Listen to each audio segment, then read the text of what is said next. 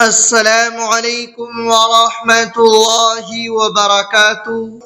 ناظرین، امید کرتا ہوں کہ آپ لوگ خیر و عافیت سے ہوں گے۔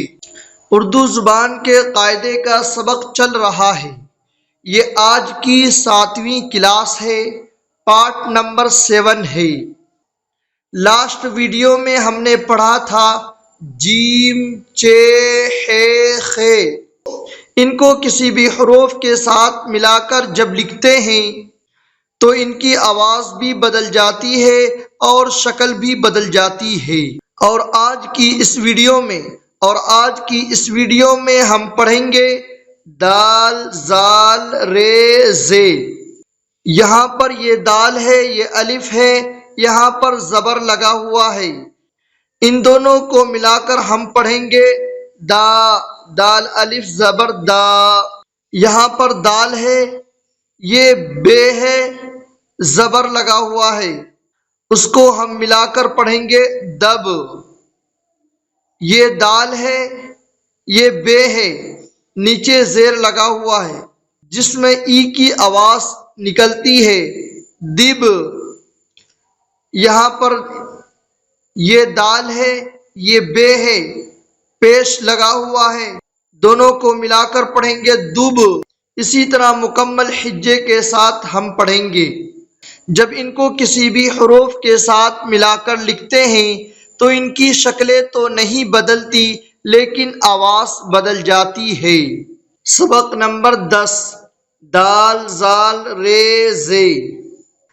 دا، دال الف زبر دا، دال بے زبر دب، دال بے زیر دب، دال بے پیش دب، رے سین زبر رس، رے سین زیر رس، رے سین پیش رس، رے زے زبر رز، رے زے زیر رز، رے زے پیش رز، دال فا زبر دف، دال فا زیر دف، دال فا پیش دف، دال قاف زبر دق، دال قاف زیر دق، دال قاف پیش دق، دال لام زبر دل، دال لام زیر دل، دال لام پیش دل، را گاف زبر رگ، را گاف زیر رگ، را گاف پیش رگ، دال میم زبر دم، دال میم زیر دم، دال میم پیش دم، را نون زبر رن، را نون زیر رن، را نون پیش رن، زے ہے زبر زہ، زے ہے زیر زی، زے ہے پیش زہ۔ ایک مرتبہ اور دیکھ لیتے ہیں۔ جب یہ حروف کسی کے ساتھ ملاتے ہیں تو ان کی شکلیں تو نہیں بدلتی، ان کی آواز صرف بدل جاتی ہے۔